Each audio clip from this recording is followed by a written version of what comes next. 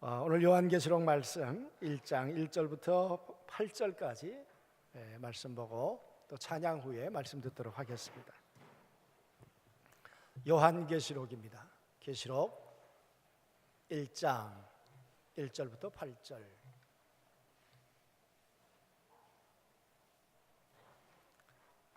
다 찾으셨습니까? 요한계시록 1장 1절부터 8절.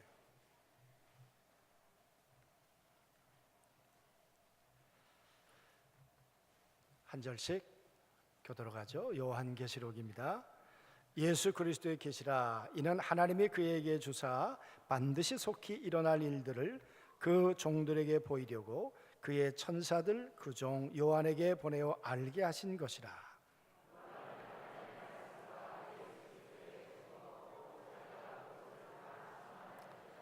이 예언의 말씀을 읽는 자와 듣는 자와 그 가운데 기록한 것을 지키는 자는 복이 있나니 때가 가까움이라.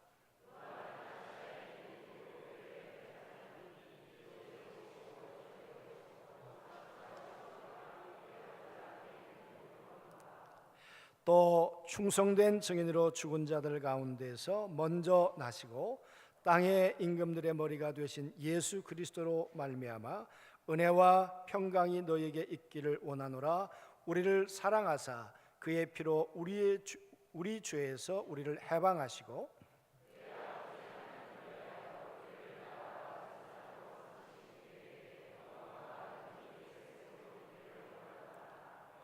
볼지어다 그가 구름을 타고 오시리라. 각 사람의 눈이 그를 보겠고 그를 찌른 자들도 볼 것이요 땅에 있는 모든 족속이 그로 말미암아 애곡하리니 그리하리다. 아멘.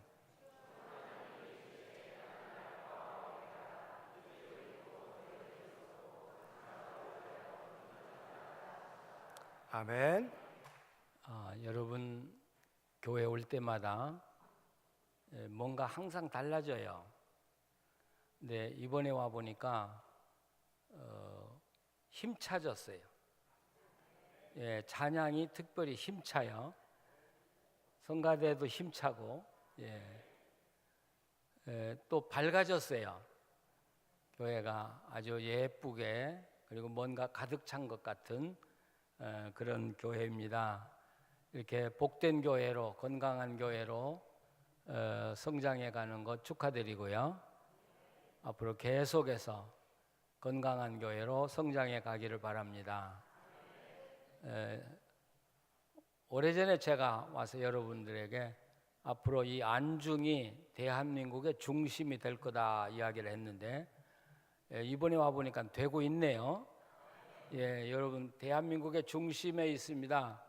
그런 자부심을 가지고 대한민국의 교회들에게 좋은 영향력, 온 세계에 좋은 영향력을 미쳐가는 교회 되기를 바랍니다.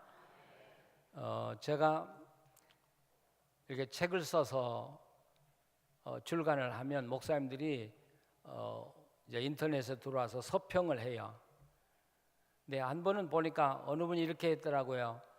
제 책이 나온 걸 보고 깜짝 놀랐대요. 고려적 사람이 여지껏 안 죽고 활동하는 게 놀라웠다. 안 죽고 소리는 참 안 썼지만 그런 의도가 있더라고요. 두 번째는 나이 많은 분이 쓴 책이 뭐 읽을 거리가 있겠나, 고립타분한 이야기겠지. 그래서 안 사려고 했는데 사고 싶더래. 그래서 사서 읽었대요. 그랬더니 굉장히 신선하고 좋았다. 제가 그래요.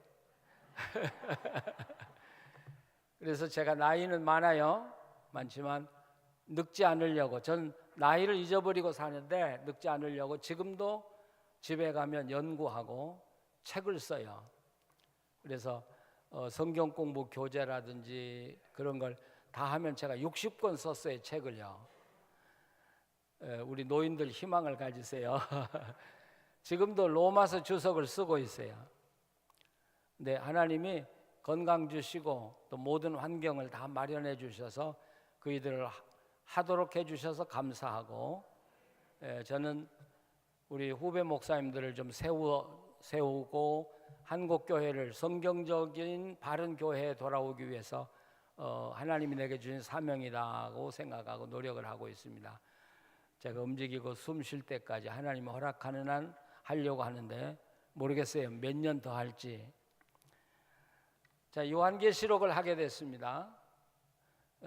요한계시록을 제가 책을 쓴 이유는 우리 한국교회가 100년 동안 요한계시록을 전혀 이상하게 해석하고 있어요. 그걸 바로잡기 위해서 제가 책을 썼고, 또 아마 여러분들도 요한계시록에 대한 상식이라든지 또는 이해를 가지고 있을 텐데 아마 대부분은 이단들이 주장하는 이론들이에요. 여러분이 가지고 있는 것들은. 그래서 이번에 요한계시록을 공부하면서 다시 좀 정정을 하고 우리가 바른 신앙 위에서 하나님과 바른 관계로 살아가는 그런 자세가 정립되는 기회가 되기를 간절히 바랍니다. 우리 한국 교회가 세계 어느 교회보다도 이 요한계시록의 이해가 잘못된 이유는 우리 한글에 있습니다. 우리 한글이 굉장히 좋은 글이에요. 예, 그 표현력도 다양하고 또 응용력이 뛰어나고 뭐 한글처럼 다양한 글이 없지만 한글이 가지고 있는 모순이 몇 가지 있어요. 하나는, 그 중에 하나는 이 서양 글에는 정관사, 부정관사가 정확하게 붙어요. 근데 우리는 그거 없이도 말이 막 되잖아요. 심지어 우리는 주어가 없이도 말을 하잖아요. 예, 충청도에 가면 개혀 그러면 끝난대잖아요. 예. 그래서 우리가 영어를 못하는 이유 중에 하나가 미국에 가서 영어를 할 때 여기서 하는 주어를 빼놓고 이야기하면 그 사람들은 무슨 말인지 모르거든요. 이런 것. 자, 페밍웨이가 쓴 노인과 바다, 우리가 노인과 바다라고 돼 있죠. 그럼 그 노인은 누구예요? 이 세상에 나이 많은 모든 사람이죠. 노인 하면. 바다는 어디예요? 이 세상에 널려있는 바다를 이야기해요. 그런데 페밍웨이가 그 글을 쓸 때는 노인과 바다가 아니에요. 영어로 뭐라고 돼 있어요? The old man, 그 노인, and the sea, 그 노인의 이야기고 그 바다의 이야기예요. 그러면 지금 페밍웨이가 쓰려고 하는 이 노인의 이야기는 이 세상에 한 사람밖에 없어요. 그 노인의 이야기. 바다도 그 바다예요. 그 바다밖에 없네. 다른 바다가 아니에요. 근데 우리는 그걸 노인과 바다 이렇게 번역을 해버려요. 저는 국문학자들에게 그런 이야기, 이거 고치지 않으면 우리나라 이 문학 노벨상은 받기 어렵다. 여러분도 문학 노벨상 받으려면 그거 고치시고 그 자를 정확하게 붙이세요. 요한계시록 읽으면 짐승이라는 말 많이 나오죠. 그러니까 우리는 적그리스도다, 마지막에 일어난 적그리스도다, 그게 틀린 이야기예요. 왜? 성경에는 반드시 그 짐승이라고 되어 있거든요. 그 짐승. 그러니까 그 노인과 그 바다가 누군지를 알려면 페밍웨이 그 소설을 다 읽어야 그 노인의 바다의 이야기로구나 이렇게 되는 거죠. 요한계시록도 마찬가지죠. 우리는 짐승 그러니까 뭐 아무 때나 일어나는 줄 알아요. 그 짐승은 역사 이래로 한 사람밖에 없는 거예요. 이게 얼마나 오해가 돼요? 음녀, 그것도 그 음녀거든요. 그러니까 이 역사상 오직 하나밖에 없는 음녀인데 우리는 그걸 보편화해서 이해를 하는 거예요. 사람의 수, 아니요, 그 사람의 수. 여러분 이제 우리가 요한계시록 읽어나갈 때는 우리 성경에 다 뺀 그 정관사를 반드시 붙여서 읽는 거예요. 또 하나는 우리가 예수 그러면 우리는 예수님인 거 다 아시죠?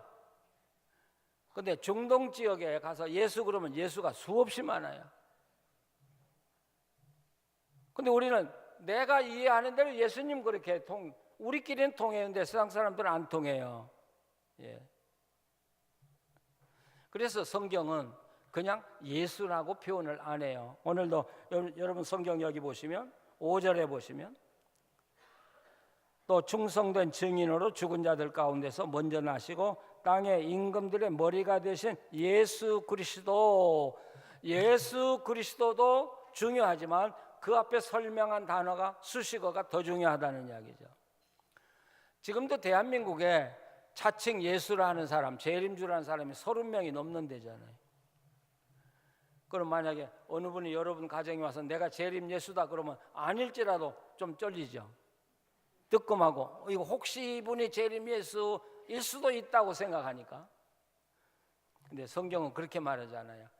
그러니까 이단들이 우리가 믿는 교주가 재림한 예수다 그렇게 말하면 그 증거가 뭐냐면 자기들이 되겠죠. 근데 성서적인 건 뭐예요?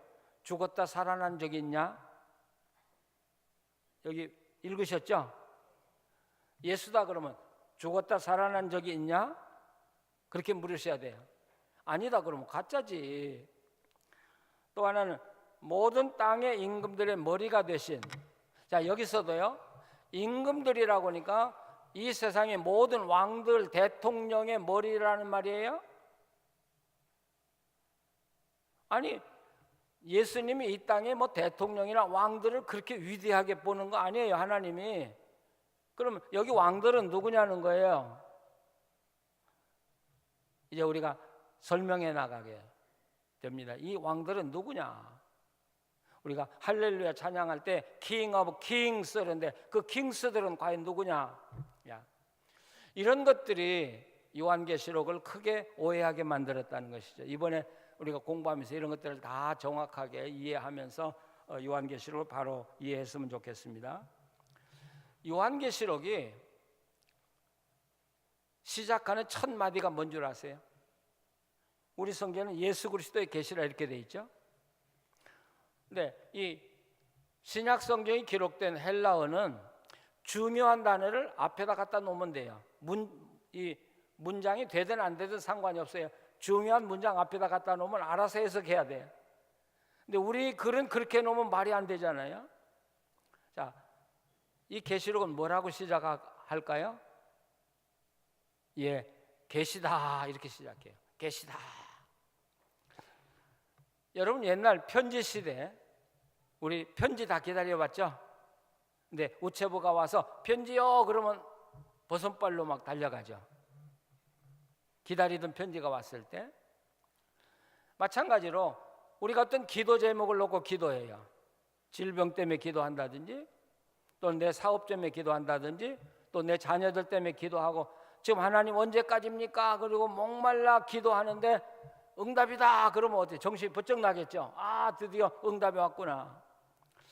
요한계시록은 박해받는 시대에 써진 책이에요. 지금 예수 믿는다고 해서 죽어가고 있는 거예요. 목이 잘리고요. 재산이 다 빼앗기고요. 초대교인들이 주님 언제까지입니까? 기도하고 있는데 지금 여기 뭐예요? 계시다 하고 나온 거예요. 이때 초대교인들이 얼마나 놀랐겠습니까? 드디어 우리들이 기도하는 응답이 왔다 그런 이야기예요. 근데 누구로부터 온 계시예요? 예수 그리스도로부터 온 계시다. 그러니까 요한도 이제 유배 생활 가가지고 반모섬에 가서 혼자 외롭게 주일날 예배드리고 있었어요. 기도하면서 하나님 언제까지입니까? 우리 교회들을 살려주십시오 그랬겠죠? 근데 계시가 온 거예요. 예, 계시다. 논란이 이 요한이 얼마나 놀랍겠어요? 그리고 이 편지를 써서 교회들에게 전달하면 교회들이 얼마나 감동적이겠는가. 그래서 요한은 지금 묵시 계시 이렇게 쓰죠. 요한계시록을 이야기할 때 세 가지로 이야기해요. 첫째는 묵시다. 여기 1장에 계시라고 그랬죠. 묵시라고도 하고 계시라고도 해요. 근데 계시는 히브리어고 계시는 헬라어고 묵시는 히브리어예요. 똑같은 이야기예요. 근데 묵시라고 말하는 게 사실은 더 정확한데 우리는 계시라 그렇게 말해요. 또 요한계시록은 뭐예요? 여기 3절에 보면 이 예언의 말씀 이렇게 이야기해요. 요한계시록은 묵시면서 예언이에요. 또 4절에 보면 요한은 아시아에 있는 7교회에 편지하노라 그렇게. 그러니까 이 묵시와 예언을 편지 형식으로 교회에 전하고 있다 이렇게 말할 수 있겠습니다. 자, 그러면 묵시가 뭐고 예언이 뭐냐는 거죠. 우리 한국 교회가 아주 오해하고 있는 게 예언이에요. 예언하면 어떤 생각이 들어요? 무조건 내 미래를 이야기해 주는 거? 네, 성경에서 원래 예언은 물론 미래를 이야기해 주는 거 있어요. 그것도 예언이지만 보편적인 예언은 그게 예언이 아니고, 여러분 구약에 이사야, 에레미야, 에스겔, 호세야, 다니엘 빼고요, 다 보면 예언서인데 그건 무조건 미래를 예언한 거 아니거든요. 이런 예언서는 그 예언의 근거가 있어요. 성경의 근거를 두고 그 근거에서 오늘 현재를 해석하니까 앞으로 이렇게 될 것이다 하고 예언하는 거예요. 그러니까 예언은 반드시 근거가 있어야 돼요. 이렇게 보면 여러분 설교가 예언이에요. 왜요?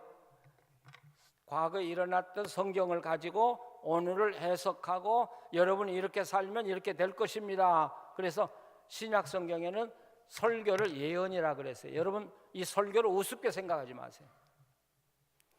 이 설교를 통해서 사람의 생명이 죽고 사는 거예요. 예, 그냥 흘러가는 시간 같지만 여러분이 그걸 하나님의 예언으로 받는다고 하면 그 말씀 속에 여러분의 희망이 있는 거죠. 믿으십니까? 우리가 보배를 놓치고 있는 거예요. 예. 자, 그럼 묵시는 뭐냐? 묵시는 현재 어려운 일이 벌어지고 있는데 과거에 그런 일이 일어난 적이 없어요. 다른 것과 비교해서 예언을 해야 되는데 근거가 없어요. 그럴 때 하나님은 급하기는 하고 성도들을 격려하고 세우려고 하니까 갑자기 미래의 이야기를 하나님이 던지는 것, 이것이 묵시이고 이게 계시예요. 그러면 신구약 성경을 통해서 묵시, 계시는 딱 두 번밖에 없어요. 하나는 다니엘서, 하나는 요한계시록. 그러니까 다니엘서나 요한계시록을 다른 예언서하고 비교하는 건 안 되는 거예요. 원래 성격 자체가 다른 책이니까. 그러니까 우리가 성경을 연구할 때 다니엘서면 다니엘서, 요한계시록은 요한계시록만 이야기해야 돼요. 자, 그런데 재밌는 건 초대교회에는 이 요한계시록은 묵시였어요. 근데 우리에게는 묵시일까요? 예언일까요? 자, 이거 중요한 질문이에요. 묵시일까요? 예언일까요? 대답이 잘 안 오신다. 그들에겐 묵시였는데 지금은 요한계시록이라는 텍스트가 있기 때문에, 근거가 있기 때문에 우리한테는 예언이 되는 거예요. 그때 그분들에겐 묵시예요. 우리에게는 뭐예요? 예언이에요. 예언. 그래서 이 요한계시록을 연구해 나가면 내가 내 미래를 예견할 수 있어요. 자, 이거 중요한 이야기예요. 지금 여러분 미래가 어떻게 될지 궁금하시죠? 두렵고 염려스러운 점도 많죠. 예, 모르니까. 근데 만약에 여러분이 이 요한계시록을 통해서 하나님이 어떻게 역사하시는가를 보고 오늘 나를 거기에 비추면 내 미래가 보이는 거예요. 이거 굉장한 이야기인데. 자, 우리 인생은 그렇게 쉽게 살아가는 거 아니에요. 우리 자녀들의 미래가 보이는 거예요. 또 이 요한계시록을 우리가 바로 이해하면 이게 예언의 책이 돼가지고 우리 한국이 앞으로 미래가 어떻게 될 거냐, 세계의 미래가 어떻게 될 거냐를 우리가 예측할 수 있게 돼요. 굉장히 중요한 책이에요, 요한계시록은요. 그런데요, 이 요한이 요한계시록을 쓸 때 하나님께 계시받은 걸 그냥 이게 받아 쓴 거 아니에요. 딕테이션 한 게 아니에요. 묵시를 받고 섬에서 풀려 나와가지고 그 받은 묵시를 체계 있게 어떻게든지 교인들에게 바로 전해서 이해하고 살아가도록 체계 있게 써졌어요. 그래서 요한계시록은 굉장히 문학적으로 되어 있어요. 굉장한 문학이에요. 섬세해요. 그래서 일반 소설 읽듯이 읽으면 요한계시록은 잘못 읽는 것이고요. 두 번째는 굉장히 신학적이에요. 아주 깊은 신학을 가지고 있고요. 또 하나는 아주 조직적으로 논리적으로 써진 책이에요. 그래서 요한계시록은 해석을 마음대로 해도 되는 게 아니고 내가 해석을 내린 것이 요한계시록 안에 근거가 주어져야 돼요. 그래서 논리적으로 증명이 안 되면 그건 거짓말이다. 이게 요한계시록이에요. 그렇기 때문에 이 요한은 하나님을 설명하면서 많은 생각을 했어요. 그래서 예수님을 뭐라고 설명했다고요? 죽은 자들의, 죽었다가 살아나신 분이고 모든 임금들의 머리다. 근데 제가 아까 이야기했지만 5절 다시 한번 보세요. 또 충성된 증인으로 죽은 자들 가운데서, 우리 번역에는 죽은 자들 가운데서 이렇게 번역이 됐죠. 근데 원래 성경은 그 죽음에서 이렇게 돼 있어요. 그 죽음이 뭐예요? 그러니까 그렇죠. 그냥 죽은 것은 이 땅에 죽은 모든 사람의 머리가 아니라는 거예요. 그 죽음, 그건 십자가를 이야기하고 십자가를 따라서 예수의 신앙을 지키기 위해서 목숨을 걸고 살아가는 사람들, 그런 사람들의 머리지 아무나 세상 사람들의 머리가 아니라는 거예요. 그 죽음, 그 죽음. 그러면서 하나님을 소개하는데, 자 여기 4절 다시 한번 보시죠. 4절을 한번 같이 읽어보시죠.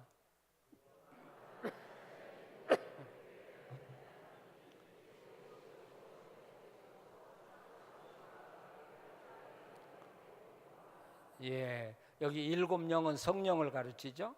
그런데 하나님을 이야기하면서 이제도 계시고 전에도 계시고 장차 오실리 이렇게 돼 있어요.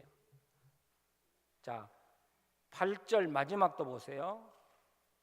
주 하나님 이르시되 난 알파 오메가라, 이제도 있고 전에도 있고 장차 올 자요 전능한 자라 하시니라. 뭐 이상한 거 없어요? 뭐 이상한 거 없어요? 이상한 거 발견하셔야 되는데,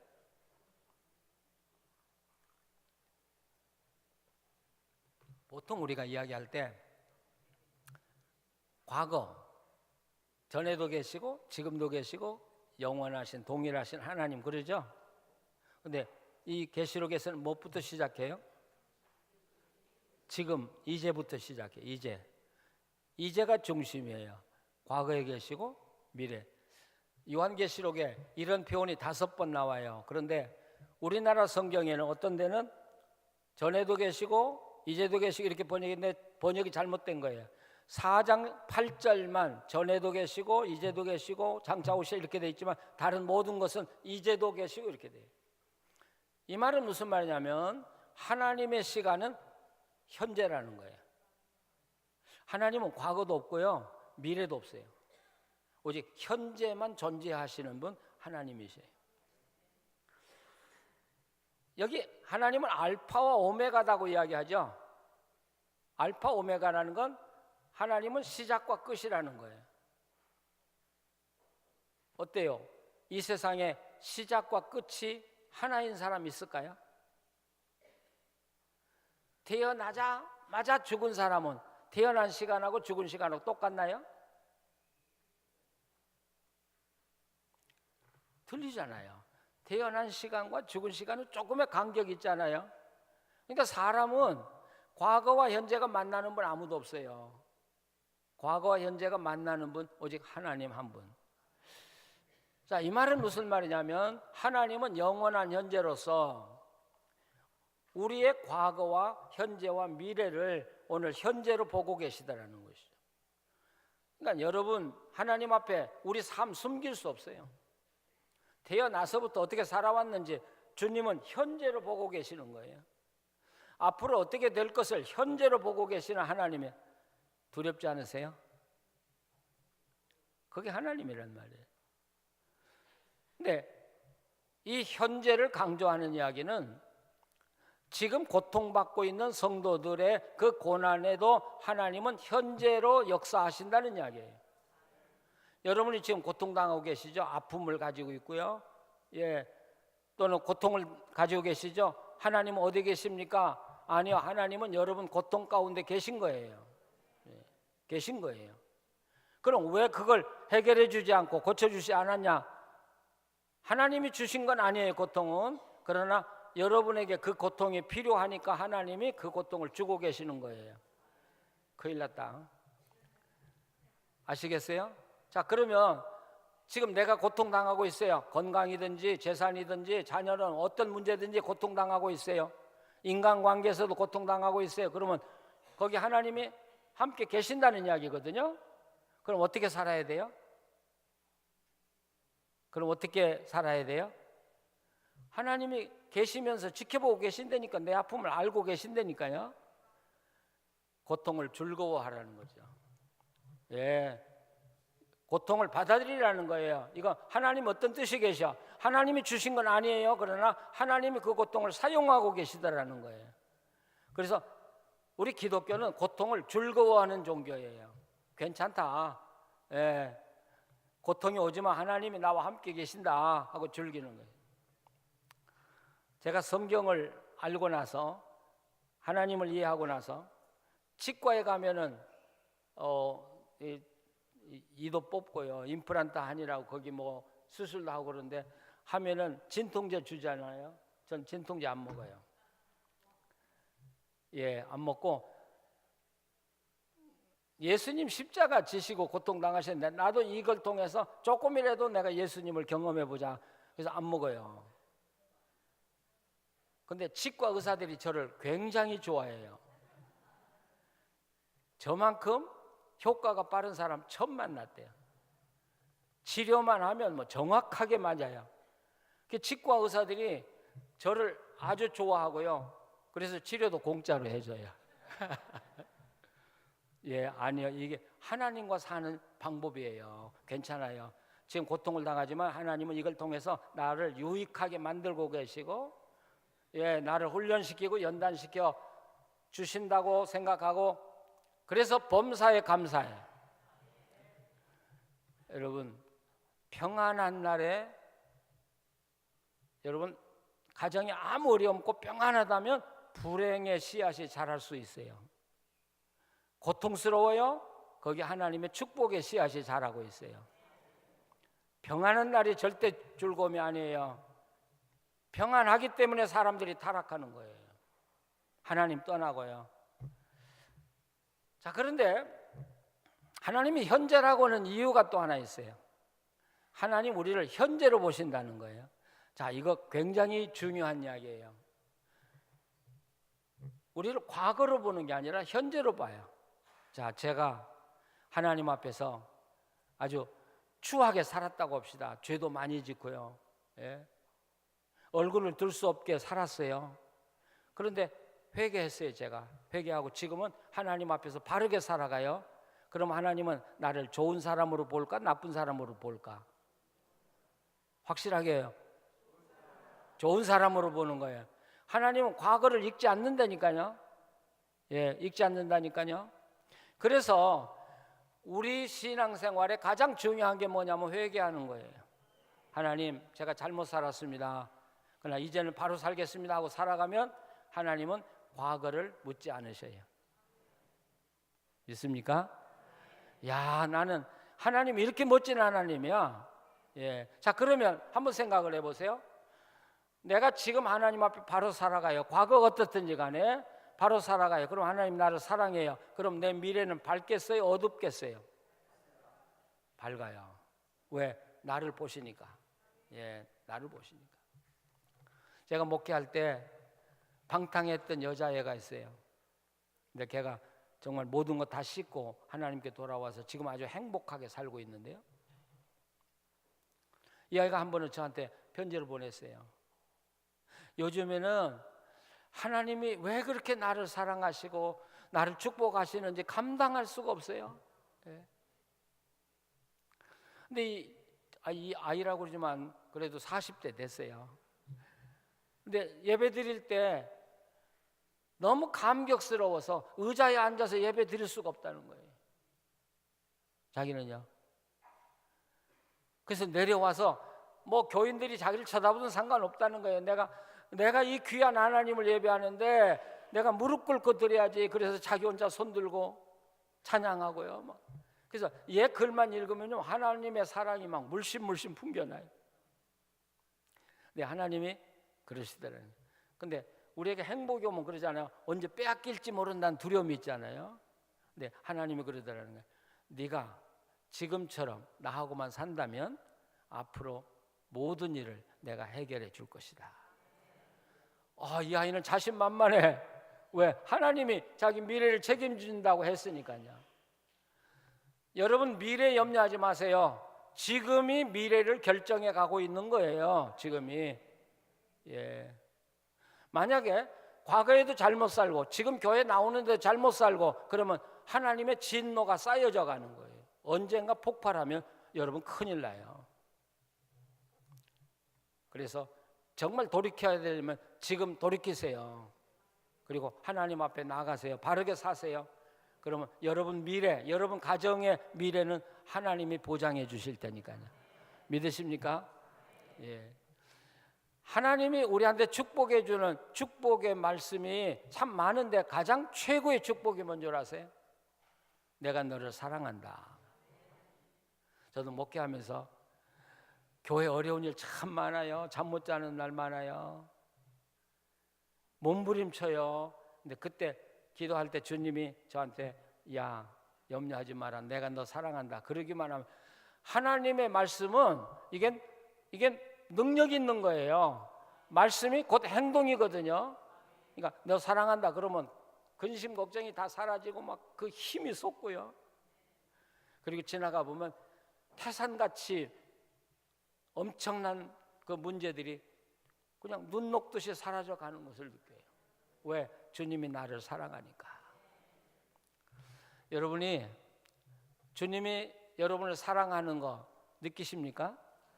예, 쉬워요. 과거에 하나님이 나를 어떻게 사랑했는가를 돌이켜 보세요. 만약 내 인생을 아무리 돌이켜봐도 하나님의 사랑의 흔적이 없다면 여러분 예수 잘못 믿는 거예요. 한번 생각을 해보세요. 하나님이 나를 얼마나 사랑하시는가, 그리고 지금 얼마나 사랑하시는가. 그렇다면 미래는 염려하지 마세요. 믿으십니까?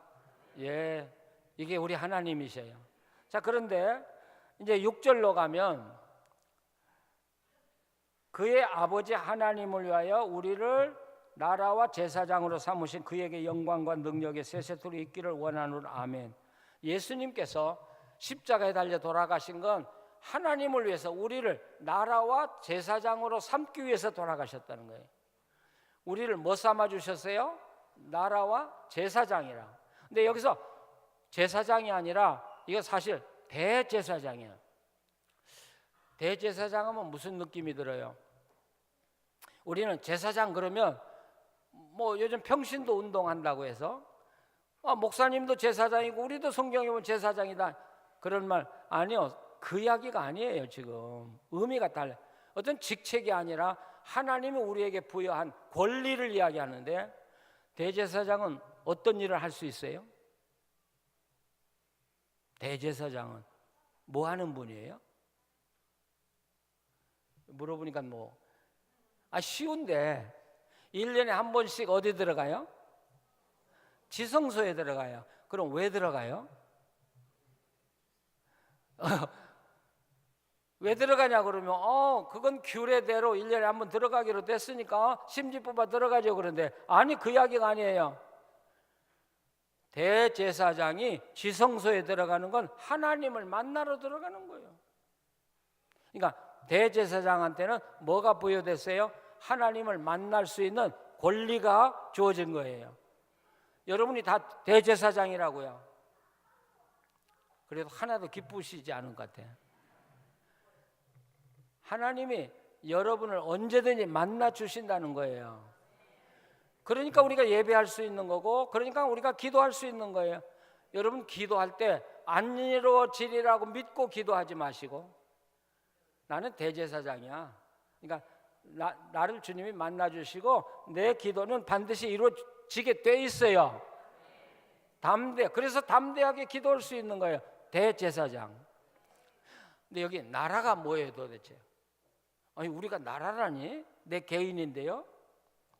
근데 여기 영어로 말하면 네이션이 아니고, 네이션은 나라죠, 국가. 근데 여기서는 킹덤, 왕국이에요. 왕국, 하나님의 나라. 우리 크리스찬들이 다 모아져서 하나님의 나라가 되기도 하고, 내가 하나님의 나라예요. 야, 이상하네. 그래서 A 킹덤, 내가 하나님의 나라예요. 그러면 내가 하나님의 나라면 내가 또 뭐예요? 내가 킹덤이면 내가 또 뭐예요? 왕이에요, 왕. 자, 5장 10절을 펴보세요. 거기 설명이 되어 있어요. 5장 10절. 자, 같이 한번 읽어보세요. 그들로 우리 하나님 앞에서 나라와 제사장들을 삼으셨으니 그들이 땅에서 뭐라고요? 왕 노릇하리라. 여기 여자분들은 기분 나쁘다고 하지 마세요. 우리는 퀸인데, 아니 하늘나라에서는 남녀 구분이 없으니까 다 킹이라고 합시다. 여러분들이 왕이에요, 왕. 자, 왕은 어떻게 살아야 돼요? 왕은 내 인생을 내가 다스리며 사는 자들이에요. 내 인생을 내가 다스리고 내 인생을 내가 세워가는 게 왕이에요. 만약에 대통령을 세워놨는데 대통령이 아이고 힘들어 못 살겠어요, 내가 왜 이 짓을 해야 되는지 모르겠어요, 그럼 국민들이 가만둡니까? 내려오라고 그러지. 그렇게 싫으면 내려와라. 하나님이 여러분들을 왕으로 만들어놨는데 여러분들 입에서 나오는 거 뭐예요? 아이고 가난해 죽겠어, 돈이 없어 죽겠어, 아파서 죽겠어, 속상해서 죽겠어. 여러분들이 정말 인생을 만들어가는 자들이에요? 아니면 인생에 끌려가는 자들이에요? 아마 많은 크리스찬들이 생에 끌려 살아요. 끌려 살아요. 학생들 공부하고 싶지 않아요. 죽겠어요. 그런데 학교는 가야 돼요. 그러니 무슨 공부가 되겠습니까? 아, 주일날 나 나오기 싫어. 그런데 예배 드려야 되니까 나가야지. 그래서 전 목회할 때 그래요. 교회 나와서 재미없고 괜히 나왔다 그러면 다음부터 나오지 마라. 그런 사람은 하나님이 원하지 않아. 내 인생을 내가 주인으로 살아가라는 거죠. 자, 제가 묻고 싶어요. 여러분의 인생에 끌려 사는 자들입니까? 아니면 생을 지배하고 사는 자들입니까? 지배받는 사람입니까? 지배하는 사람입니까? 지배받고 있어요? 그런데 이제 지배하고 살 거예요? 예. 여러분, 인생에 끌려다니지 마세요. 돈이 없어도 괜찮아요. 나는 가난을 즐긴다. 그럼 어때요? 난 고통이 와도 난 고통을 즐기며 살 거다. 고통도 지배하고 가난도 지배하고 실패도 지배하고 살아가는 게 크리스찬이에요. 왜냐? 나한테는 희망이 없어요. 근데 나를 사랑하시는 하나님에게 희망이 있기 때문에. 그런데요, 우리가 인생을 지배하고 살아가는, 여러분, 인생을 지배하고 살아가는 사람은 삶이 달라요. 매일 기뻐요. 아니 지금 아파요. 돈이 없어 가난할 수 있어요. 그래도 그날 행복할 수 있어요. 그래서 유대인들은 아침 기도가 있대잖아요. 아침 기도가 뭐예요? 하나님 오늘도 건강 주시고 좋은 날 주시고 하루 살게 해주셔서 감사합니다. 더욱이 하나님이 나와 함께 계시니까 감사합니다. 이게 유대인들의 첫 번째 기도예요. 근데 우리는 첫 번째 일어나서 무슨 기도부터 해요? 하나님 오늘 돈 갚아야 되는데 돈 좀 주세요. 이게 좀 잘못된 거예요. 하나님과 그리고 아이들을 위해서도 유대 부모들은 아이들 학교를 보낼 때 반드시 하는 기도가 있다는 거예요. 오늘 또 하나님이 너와 함께 계시니까 오늘 하루 즐겁게 살아라. 근데 우리는 아이들 학교 보낼 때 뭐라고 해요? 조심해라. 선생님 말 잘 듣고. 그러니까 학교 가기 싫은 거예요. 오늘 하나님이 너하고 함께 있어. 그러니까 마음 놓고 오늘 즐기면서 하루 살아라. 제가 오래전에 콜롬비아 신학교에 강의를 하러 갔는데요. 강의 다 끝나니까 이제 제 후배, 제자뻘 되죠. 후배가 제 옆에 와서 그러더라고요. 목사님, 제가요 메스터 과정 공부하러 왔는데 공부가 힘들어 죽겠어요. 그래서 제가 그랬어요. 공부는 힘들게 하는 게 아니야. 그러니까 깜짝 놀라. 그럼 어떻게 공부하는데? 오늘 하루만 즐겁게 해. 내일은 잊어버리고. 그리고 20년 후에 제가 장신대 강의하러 가니까 그분이 박사학위를 받고 설교학 교수로 와 있는 거예요. 저한테 그러더라고요. 목사님 말씀대로 하루만 즐기면서 했더니 박사 주대요. 하루만 즐겁게 사니까 또 교수로 오라고 돼요. 그분이 얼마나 주님을 사랑해요. 근데 그 사모가 한 번은 새벽에 교회 가서 기도하는데 하나님이 그러더라는 거예요. 지금 빨리 병원에 가서 정밀 검사를 받아봐라. 그 가서 보니까 유방에 암이 생겼더라니. 아주 초기에 하나님이 가르쳐 주셔서 수술도 빨리 하고, 이게 하나님과 함께 사는 거잖아요. 다스려. 내가 인생을 다스리며 갈 때 하나님이 나를 기뻐하시는 거예요. 그러니까 여러분 연세 많은 분들 나이도 잊어버리세요. 내가 노인이다 하지 마시고 나도 뭔가 할 수 있어요. 가난해도 할 수 있고요. 근데 내가 나라를 이루어 나가야 돼요. 나라. 한번 생각해요. 지금 내 나라는 얼마 정도나 세워졌는가 한번 생각을 해요. 여러분 나라 있는 것도 모르고 살았죠. 그렇죠? 나라 있는 것도 제가 돌이켜보니까 내 나라가 있는데 너무 초라해요. 너무 초라해요. 대구의 그 삼덕교회 박명술 목사님이 계신데 그분 총회장까지 하셨잖아요. 근데 어느 날 꿈을 꾸니까 자기가 하나님 나라 갔는데 자기 집이 너무 초라하더래요. 근데 성도들 집은 너무 화려하더래요. 그래서 하나님께 물었대. 왜 성도들 집은 저렇게 좋은데 내 집은 초라하냐? 그러니까 너 목사 돼서 대접만 받았고 노회장 총회장 대접만 받았지 네가 뭐 한 거 있어? 그래.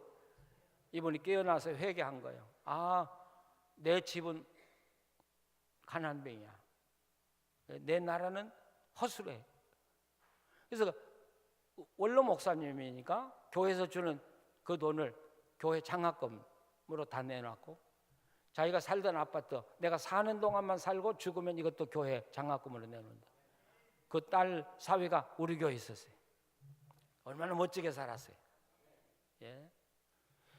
제가 우리 윤 목사님 좋아하는 건, 윤 목사님은 정말 여러분을 사랑하고 안중교회를 알뜰하게 목회하긴 하지만 저 가슴은 언제나 나사렛 교단을 품고 계셔요. 이분 품이요 보통 큰 게 아니에요. 근데 요즘에는 교단을 넘어가지고 다른 교단까지 이렇게 담장이 넘어가더라고요. 훌륭하게 자기 인생을, 자기 나라를 세워가는 목사님이에요. 제가 이번에 비행기 타고 오면서 새삼 느낀 게, 한경직 목사님은 영락교회 훌륭한 목사님이었지만 대한민국의 교회를 품에 안고 살아온 분이에요. 그러니까 그만큼 위대한 일을 했잖아요. 여러분, 내가 어떤 기술을 가졌든지 내가 돈 벌어서 나만 먹으면 여러분 나라는 없는 거예요. 그건 아무것도 없는 거예요.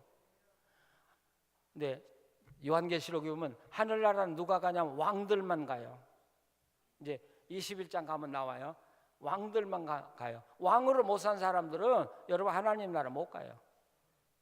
큰일 났네. 예수 믿으면 다 간다고 알았는데 아주 요한계시록 엄격해요. 끌려다니는 사람은 늘 불평해요. 늘 원망하고요. 늘 뭔가 괴로워요. 내가 괴로우니까 남들도 다 괴롭게 만들어요. 그게 무슨 왕이고 그게 무슨 나라를 건설해가는 사람이에요? 내 나라를 좀 아름답게 건설해 나가야 다른 사람이 내 안에 들어와 살죠. 그래서 많은 사람을 거느리는 왕, 이들이 하나님 나라 가서 영광을 받는 거예요. 믿으십니까? 자, 이제부터 여러분, 나는 왕이다. 나는 왕이다. 확실하세요. 나는 왕이다. 나는 왕처럼 살겠다. 인생을 지배하세요. 인생을 지배하세요. 다스리세요. 만들어가세요. 그건 베푸는 거예요. 베풀 돈이 없으면 사랑을 베풀고요. 돈 있으면 돈을 베풀고요. 기술 있으면 기술을 베풀고요. 그래서 내 나라를 넓혀가세요. 하나님이 여러분을 왕처럼 대접해 주실 겁니다. 왕처럼 인도해 가실 겁니다.